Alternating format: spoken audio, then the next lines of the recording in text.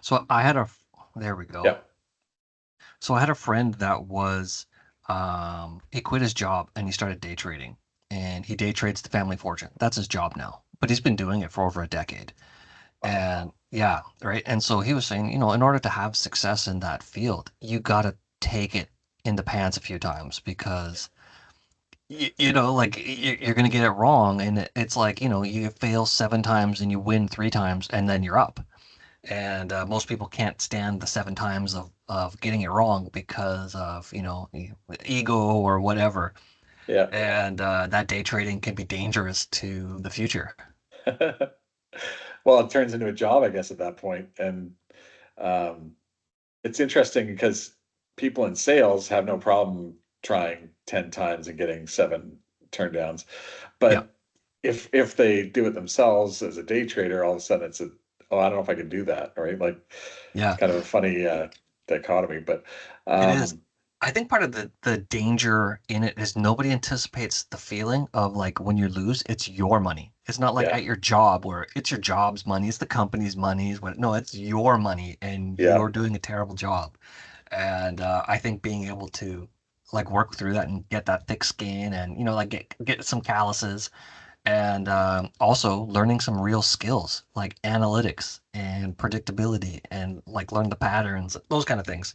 I think you got to work at that. I would think the opposite too. Like you got to calm down about the wins too, because I'm sure the first time they win, it's like, oh, I'm the superstar, and not necessarily true, but Yeah, yeah, I mean, it's you see it in sports. People talk about being able to not go too high and not too low, and just staying in the zone. I got to yeah, think that would apply the same way. Um, exactly. Yeah, there's a great clip of that where young guys in the NFL scores his first touchdown, starts freaking out in the end zone, and the ref comes over to him and goes like, "Hey, act like you've been here before." Like, you're gonna have a career in the NFL. Like, this won't relax, be the calm down a last bit. one. That's right. That's right. Mm. Maybe it will. Yeah. And I think what's interesting about people who go into the day trading thing, I mean, it sounds sexy for a little while. I think most people fizzle out pretty quickly and lose their money or whatever. I mean, but what happens when you take something you're passionate about and turn it into your job? Does it stay something you're passionate about, or does it just turn into routine and boredom? So Yeah. I No. don't know. I don't know the answer to that. I'm not bored. Are you bored? Yeah. No. No. Definitely not. But I think how I came into the industry, and I don't know if you're the same way, but I came in because initially it was a job, and I started in the banking side of things, and I needed a job when I was 19, 20 years old, and you Yeah. just kind of progress from there. And I like what I do, and I do it. We do it all the time. Like we don't get long weekends and like these fancy days off and all that stuff. We work a lot, Yeah. but it doesn't bother me. And yeah, I think you're right. Is when people start their passion projects or their side hustles, and they think because I love art, I'm gonna love making art all the time until it's like you have to produce enough art to sell to make money, and then you have to buy supplies, and then there's logistics, and like and then they're like, man, they never imagined that this would be a job. And Yeah. yeah, I think that comes a lot too with the when people have frustrations at their job or in their relationships or whatnot. I think it's because they don't define expectations properly up front, and unrealistic expectations from like me and a boss or like me and a spouse, and you both think you're doing what you're supposed to doing, but somebody's expecting something totally different, and then you get this like frustration factor, and You're out of alignment, you're out of right? alignment, You're right? not lined up. Yeah, and going into business for yourself is not easier. It's actually harder Yeah. because you have the worst boss ever. You can't fire them. Yeah, that's right. It's interesting in terms of I think people like I feel bad for people who feel like they're going to work and they hate it, Yeah, and they're doing it because they just have to, and that's all they see. That's a sad scenario in life. I don't think anybody should have to do that, but I think some people just resign themselves to it.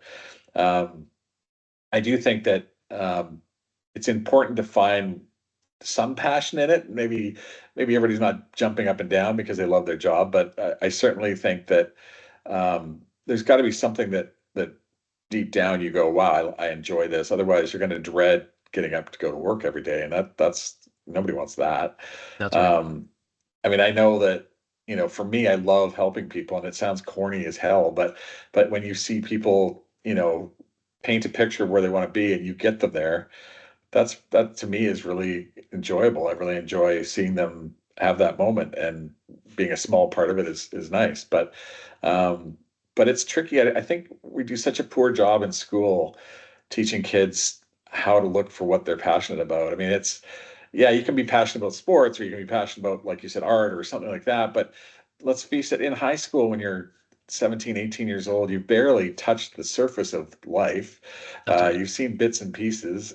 How do you know what you're going to be fired up about? It's hard. So Yeah. I don't know. I don't think we do a great job at helping kids get Yeah. into I think that's why we all stumble through, especially at least till you're 25. Uh, Figuring out what's important, what's not important, what you like, what you don't like, and who to hang out with, and all those Yeah. other important things. Absolutely. I used to do a talk where I would say there's two things that they don't teach in school, and that's money and relationships. And that impacts every facet of our life going forward. Like Yeah, once you're outside of school, and then I think that's a third prong is they should teach you how to, select and get a job. Um, they do a little bit of that right now, but a lot of it seems very impractical. And yeah, it's kind of like from the sense that, well, this is from the teacher's handbook, so this is how we're going to teach it. Whereas when you go out in the real world and you got to write a resume and you got to do job interviews and you got to meet and greet people. And I think most people get the jobs that they really like because they know somebody, not because, they wrote a really good cover letter. yeah. Social has so much to do with where you end up, I think, because you may not even know about what the job is, or who it is, but if your buddy or your friend says you should talk to Joe because Joe's a happy guy or he likes what he does, and you go there, and you may learn about this and love it or not, but like, so much of that is based on how you get connected there. It's not because you went, I have an idea and off I go, that's what I want, because we just don't think Absolutely. that way. Yeah, right. It's just such a weird way of working things out that I don't think people recognize the significance of it. And we can kind of connect the dots backwards, but that's usually like 10, 15 years down the road. Like, man, Exactly. if I never met that guy, I wouldn't have worked here and then met this guy and then like ended up where I am now. And sometimes that's a great story. And sometimes those are like the nightmare stories. Like, man, I should have quit this job 10 years ago and, Yeah. taken a chance and pursued something else. And, Yeah, I I, mean, you think of, I know in philosophy, I took a course once, and it just talks about forks in the road, and if you truly believe you have the power to make a decision and choose one way or the other, think of all those forks that got you where you are now. I mean, there's good choices and bad ones, and we won't know till after whether, what that the effect of those decisions were. But yeah, like you said, it only goes backwards. You can't really do it forwards. Forwards just happens, and off that's you right. go. But Yeah. yeah. Uh, I think one thing that I've learned now at my advanced age um, is making the choices faster, like fail fast and like get in. If it's wrong, get out quickly Yeah, and don't get stuck. yeah, And I used to analyze choices too long and look for like more information and like more information was going to solve my decision making process, and it wasn't. And yeah, I'm just old enough now where you can spot a trend or something and have a good feeling and trust your intuition a little bit more, which that's uh, that's tough for me. That's more, I think, women are more intuitive on that side, and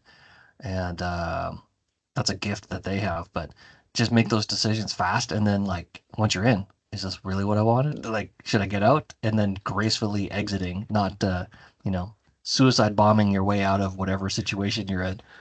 well, and I agree with you. The caveat I would give that is, make sure you gave it enough effort and energy to actually make the right call, as opposed to just going, nah, this isn't me. Right? Yeah. Because sometimes you have to go through some tough times to appreciate what it is or what you're doing or anything in life, right? I mean, sometimes you would never appreciate that high that we were talking about earlier if you didn't have the low. And yeah, I've had some crap situations, but it helped me learn and appreciate later on other Yeah, stuff, right? absolutely. I agree with you. I think the times when I got, my ass handed to me is where you learn the most. And Yeah, that's where the lessons are if you're willing to accept it. And you get a little humbled and you get a little roughed up, but that's where the lessons are. And if everything went your way and you'd never learn anything, exactly. I mean, we're missing the young pup. Vishal's not here, so like we're just two old guys talking about the good old days. right? But it is funny how uh, where people probably think they're going to go and where they end up. Imagine if you could write those books. Like it would be fascinating if you Yeah, could write when you're 18, this is what I'm going to do. And then when you're 50, you go, oh, this is what I actually did. right? And there's going to be good stuff and bad stuff, but it's amazing to think about all those tiny little micro decisions that could end up with where you go end up going. Absolutely. Yeah. No, I think that the way that especially like young guys, they only know a little bit, but because they know everything about that little bit, they think they know everything. I was that way. And how I kind of picture that in my caveman brain is it's like your awareness is like a sail. So the more you raise your sail on the mast of your boat, the more wind you're going to catch. So if Mm. it's not raised, if it's only halfway raised, you're only catching half the wind. And as we get older, we're able to deploy our awareness fully, and we capture more stuff and we see more stuff. And I just think that so many people they don't take the time to like fully unpack their awareness and look at life and learn some lessons and like we said when we were beginning here is like that network. Now I don't have to know everything because I know people who know stuff and I can call an expert. Yeah. And man, it's so much faster than trying to like read a book on it and take a course. And I'll just call somebody who's already an expert in that area and get some information. And I think that's like you were saying when you're 18 or 20 or whatever, I'm not really picking an age, but when you're younger, you were wanting to be the expert on it no matter what, right? And make that call because I know what I'm talking about, as opposed to now you're very happy to say, no, I'll let this guy give me the information or this lady give me the information and use that to get where I need to go. Exactly. Exactly. Yeah. I think there's a little bit of humility, a lot of experience, and going back and apologizing for getting things wrong and fixing it, right? Yeah. Bashing your head on the door a few times until you learn not, you got to duck sometimes. Yeah, right. It's it is fascinating to me. I don't know. I think what's funny is young people think we're old, but when you're old, it's like a minute ago I was young, Yes. and how quickly it occurs. And I don't think any of us understand and I'm sure 10 years from now we'll think, oh my God, it's moving even faster. Yeah. And it is this knowledge you gain is interesting because you have it and yet you're not totally aware of it. It's just sort of the way you are now. And that's just become the normal. And I'm sure if we could slip into our younger brains, it would be just like, oh my God, this is terrifying. I don't know anything. Yeah.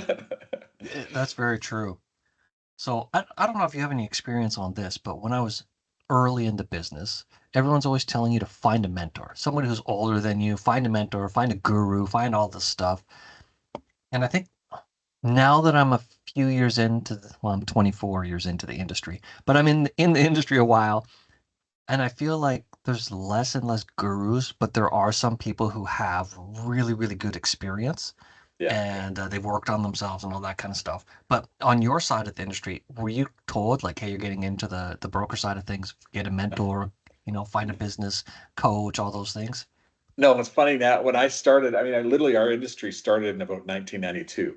There Yeah, was mortgage brokers before that, but you went there only if you could get a mortgage anywhere.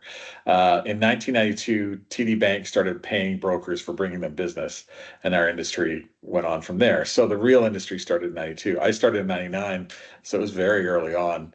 And I used to go to the office where there was 15 other brokers working and just sit in their offices and listen. That's how I learned. And Yeah. there, yeah, I could say there are probably some mentor types that were in there to some degree. But I was lucky enough to work in a branch before that, and my boss was this fantastic mentor because he believed in hiring people. He wanted them to succeed. He wasn't trying to hold you back or push you down.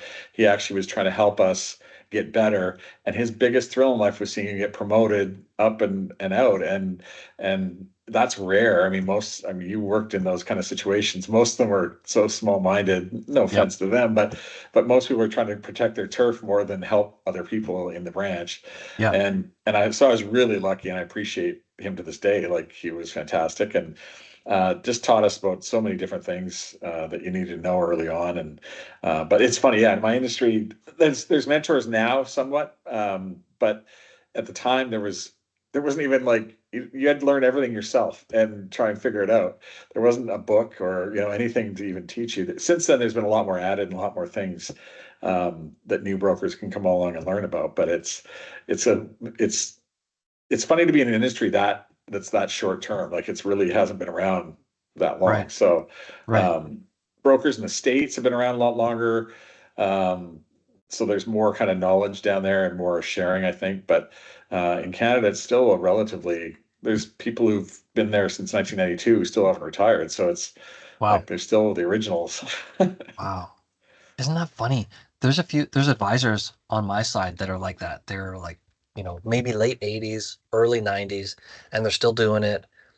They've evolved a little bit, but back when I was in an office, I'd seen their like paper client files and stuff, and resisting converting to digital, and I think number one is, man, uh, man, that's tough. The other side is like, what do they know that they don't even realize that they know? Because that was one of my favorite things with meeting up with some of these guys. Like one guy that I worked with before, he was 44 years in the industry, and there was a whole bunch of things that we have the capability to do, and he never did any of this stuff. He only did portfolio management, just did investments.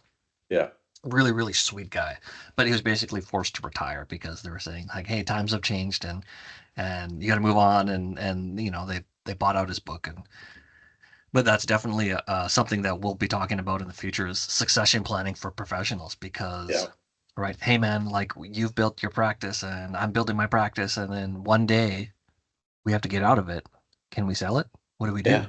Like it's yeah. worth something. You put all this work in. You've done tons of technology and client service and other things.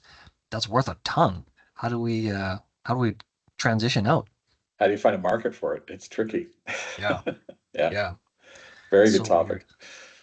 topic. It's hard to think about though because the lifestyle we've created and how we do our business, like I do business like this at home on Yeah. my computer.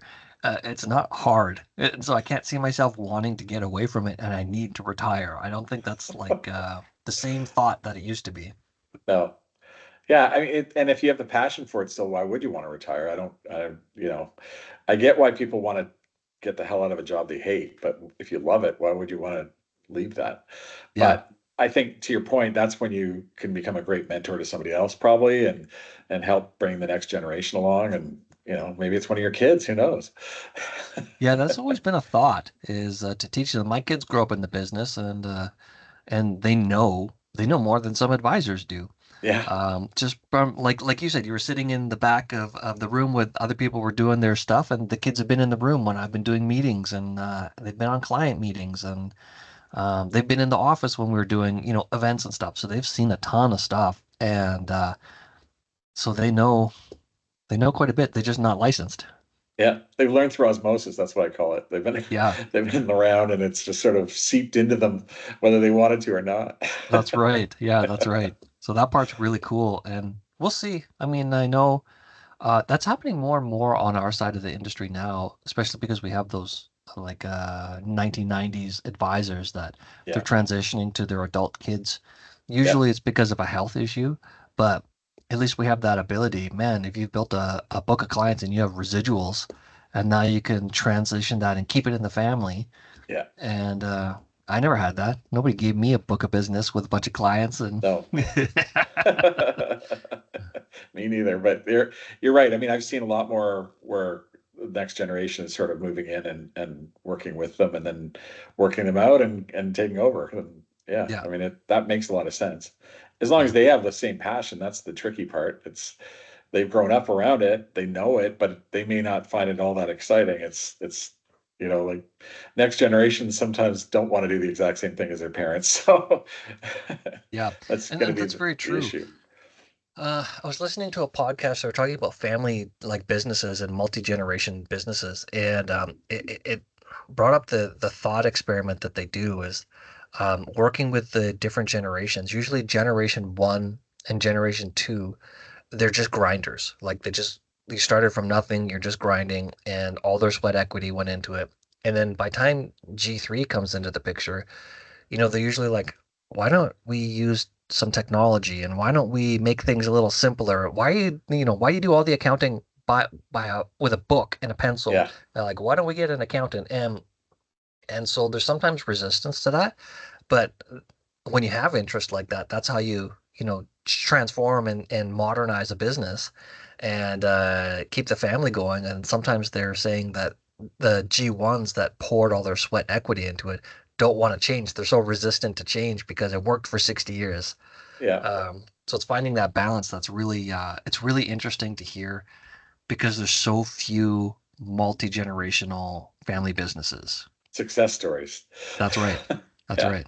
Yeah, there's a yeah. few like they went down in flames, and those are good to listen to as well because then you learn some lessons, but it's more common.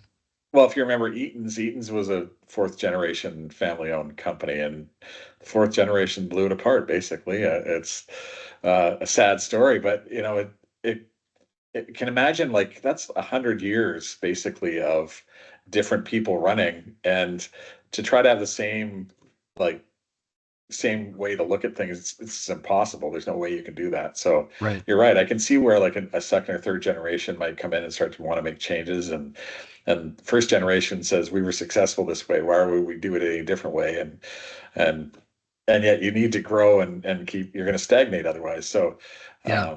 yeah, it is fascinating. I'm sure.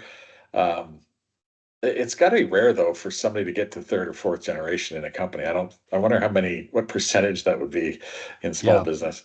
It's very, very rare. Because I mean, I think that the numbers in the first 5 years of business, like 80% of businesses die, Yeah, something like that. And then in the next 5 years, it's another 80% of that 20%, they yeah. die. Um, And even the whole industry, 10 to 20% are the ones actually doing most of the business, and yeah, 80% are just hanging around. yeah, So yeah, I mean, it's a very small percentage. And then to try and take that to three or four levels, like that's got to be a very small group. yeah, yeah. One of the fascinating stories about the Rockefeller family and like how I have a piece I'll send you later, but it's called The Tale of Two Families, and it talks about the Vanderbilts and the Rockefeller family and like how they had fortunes at the same time, and then over Uh, 100 years, right? The Vanderbilts like spent all their money because they were known for having fancy parties and lavish houses and all that kind of stuff.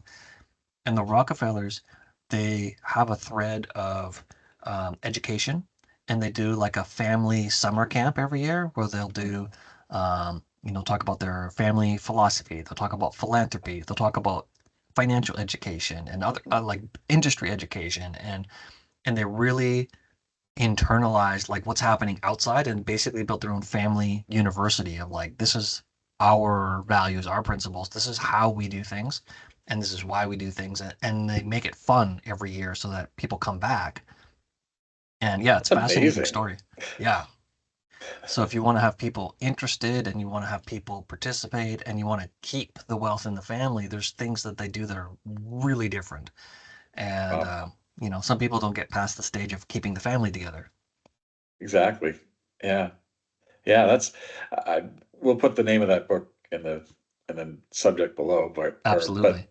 um, it's tricky. I think yeah, most kids don't want to listen to their parents anyway. So especially as they become adults and think they know more than the parents did. So to Yeah, try and keep that kind of cohesion is amazing. Like that's I hadn't heard that, so that's really interesting. yeah. It's a wild way to look at it, and it's a shame that it's so rare. And I think more on the North American side. I think once you get into other cultures Yeah, outside of Canada and the U.S., it's more prevalent to be like more family oriented and stronger family values through the generations, yeah, and that's interesting to see. yeah. Um, It's fascinating. on the generational topic is when I was reading about mortgages in Japan and some of these other countries, they're doing multi-generational mortgages. Do 100-year you, mortgage. Yeah. yeah, do you foresee something like that coming to North America with I'm our, surprised it hasn't happened actually. I mean, I think to your point about other societies, I think signing up your whole family for a mortgage uh, sounds bizarro to us. To them, I think it's more normal. yeah, But that happened when home prices were just going crazy and nobody could afford to buy anything, yeah, which sounds kind of like where we are right now. right? And you can see where, if you were going to borrow, I don't know, $1 million, $2 million to buy a family house, um, but the thing is, we don't keep houses like that. We kind of, if a house is 40 years old, we rip it down and build something new. Yeah, Whereas I would think a lot more of the Japanese homes are probably staying the way they are for a lot longer. So yeah, yeah, I not imagine saying, here, you're going to sign this for your whole family for the next 100 years. Like that just sounds so strange. But I mean, yeah, we're doing 30 years and we used to have 40-year amortizations and that's right. they took them away, it was too bad because I actually think people have this misconception that amortization, that's how long it's going to take. So even with 100-year, I'm not going to get into that, but at like a 30 or 40-year, you can still pay that off way sooner than that. It just allows people to get in earlier. The 40-year used to be a lot tougher to qualify for, but I don't think any of them ever went under. Like it's even just paying biweekly accelerated, you're going to knock down probably off of 40, knock about 8 years off it instantly. Yeah, So I mean, numbers are numbers and you can work it out, but I'm a big believer in letting people decide for themselves what's good for them. I don't think the government should be the ones making the decision that, oh, we're going to protect you from yourself. yeah, If you and your spouse want to buy a house and you want to amortize it over 40 years, because that makes more sense because you want to keep investing in your investments and other things, to me, that should be your call. What yeah, makes sense for your cash flow and not the government saying, we're going to protect you. Like that just seems stupid to me. right. Yeah, But we're the government. We're here to help, right? yeah. That always works out so well. Yeah. So That's interesting. yeah, I mean, I think it's funny. I was in Ottawa in 2016 and was a witness for the mortgage rule changes then. I Yeah, actually spoke to the parliamentary committee and said these changes you're making aren't going to make prices go down. They're going to make it worse, and yeah, that's what happened. Um, and I just don't think you can't. We none of us, even in the current environment, I don't think any of us should expect the government to fix the housing problem. I think right. they can fix having less people come in immigration and other things that are hurting us. But like I saw some other number about the cities, like each municipality, when you want to build a house, you have to pay development costs, and a lot of them have gone up 2, 3, 400% over the last 10 to 15 years. It's like, of course, like cost of building a house is way up if the government's making money from a municipal point of view. Yeah, Now, do they need, obviously they have to cover costs, and I'm not an expert on all of that, but I do think that if a municipality was really serious, they could do things to allow developers to get going and get more houses going faster. yes, Um, I mean, and I know, you walk down the street and you see, uh, say, a 6-story building that's going in that used to have one or two houses on it. Think of the taxes they're making off all of that compared to what they absolutely. were making. Yep.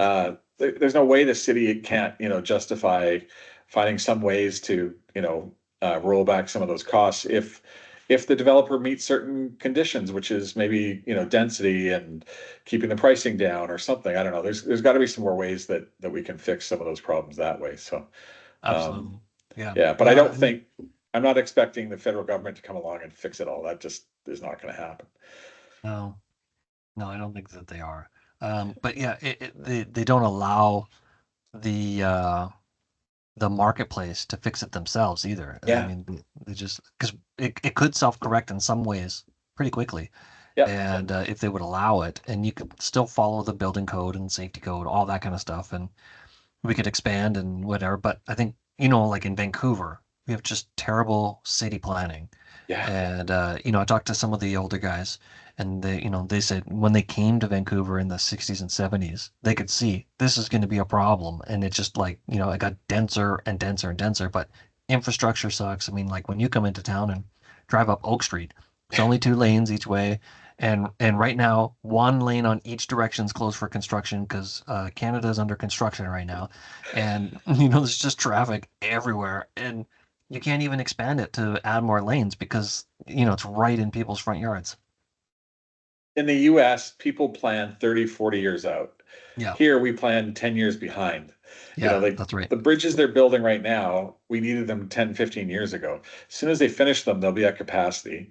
Yes, And I don't want bridges everywhere, but I also think you got to be realistic. People have to be able to come and go and do things. And to just stick your head in the sand and hope it doesn't happen is ridiculous. So yeah, yeah, right. we have to be a little more, I don't know, as Canadians, I think we all have to be more forward thinking and, not expect it to be okay over there, but not in my backyard and all that kind of stuff that goes on. Remember when they were trying to do the SkyTrain to the airport and everybody's Yes, just up in arms? I don't want that bloody thing anywhere near me. right. And Because yet it was going to now, go through Arbutus and like through that Kerrisdale area because there's train yeah, tracks there, yeah. and they had political sway and they're probably big donors and big lots, big expensive And houses. it all changed. Yeah, right. And it moved. It went underneath Canby, and that was a disaster. But now, wherever those stations are, think of how much that real estate's gone up because of the Yes, location. that's right. Right? So if you think forward enough, you can actually do well with planning, not just negative, right? There's some good Yep. stuff to have happened too. But I mean, the good thing is that imagine how much we talked about this 10 years ago, almost never. Yep. Like density has become something we all know we have to deal with. Whereas in the old days, you'd be like, no, I want my big house, I want my big lot. I don't care what goes on everywhere else.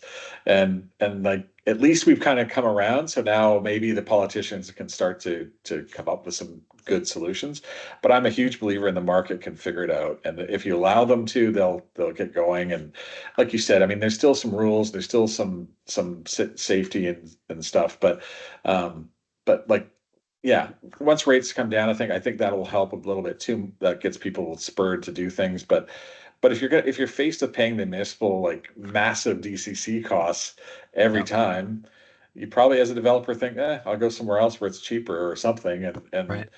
so I think that's where municipalities have to come to grips with being more realistic. And I just think property taxes they're going to make it on that. So why go crazy over, especially on an established street where you're just changing density and adding more places, and it's not like you're Yeah. even building a street. It's just the infrastructure is either there or you can upgrade it. But like I'm not saying it has to be free, but I just think you'd be a lot more realistic. You'd get a lot more developers going and getting people housed, and that's the most important thing. Yeah. Absolutely. And yeah, speed. We need more speed in getting this stuff done because having upgrades done by like 2035 or whatever, some of these projects that they slap a Yeah. label on it and you think 2035, I'm like so much closer to retirement. Like, down here we're going to replace the tunnel, the George Massey tunnel with another tunnel, Yeah. which he was like, okay, let's just do it then. But I don't know when they'll start and I don't know when they'll finish. And They delayed it 5 years. They were ready to go, and they delayed it again. But when I was sitting in Ontario, there was a Toronto, the head of the Builders Association, and he was saying he had a property he'd been working on to build on, and just now at that time, it was 10 years it took to get to the point where they're actually going to build. wow, 10 years and not even built yet. Like that's insane. It's no that's wonder that we horrible. can't. And then the other problem is with these big developments, because it takes so long, they build a studio instead of a two-bedroom, and they built like it's for the market that they started with, not the market that's actually there now. And Yeah, so it's out of date by the time it gets finished, which is, you know, it's not always going to be that way, but I think right now with density being so much more important, having a whole bunch of studio places is not as good as having one, two, three-bedroom units because the families can actually move into them and Right. it's more useful for more people. So, yeah. Yeah. Yeah. On the development side, what do you like? I don't know if you how much you talk to developers, but do you think a lot of them are starting to look for projects that are in like, Colorado or Dallas or like Miami or like somewhere else where maybe things are moving faster? Are they looking for more like international projects south of the I've heard border? that from quite a few, yeah, because Yeah. higher profit and easier time of doing it and faster. I mean, Yeah.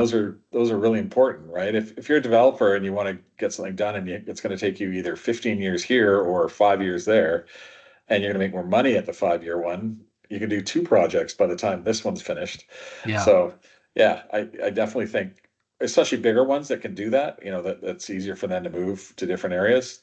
I Yeah. absolutely. I mean, I know not even a developer, but a builder, and he's looking at Mexico because there's some Yeah. stuff down there that they can get into it sounds nuts, but I mean it's a different world down there, right? So It really is. it's yeah. That's actually funny because that's the emergence of this class of like realtors that are here now is they're selling real estate in Vancouver, and then I also see they're a specialist in like Tulum, Mexico, Yeah.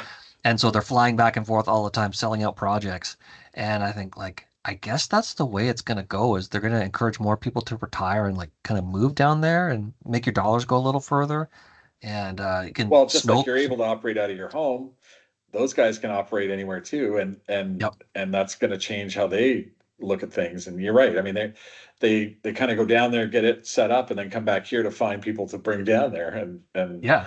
you can see what how it would work.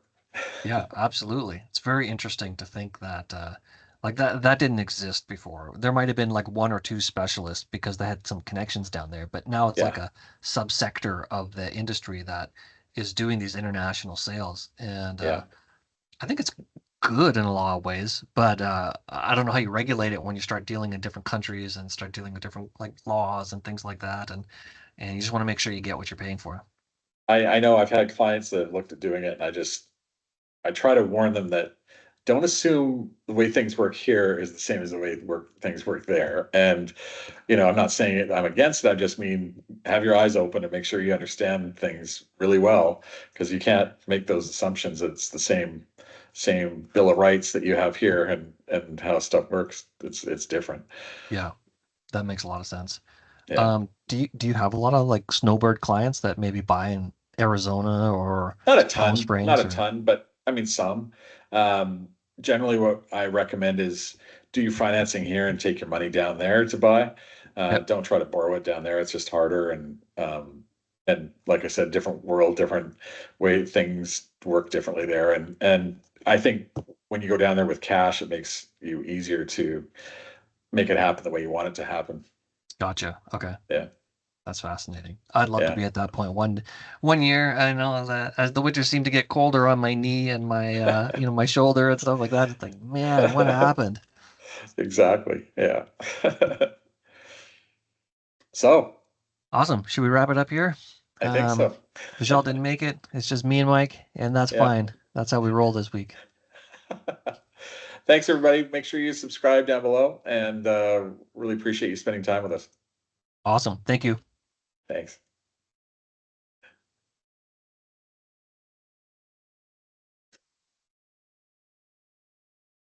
All right.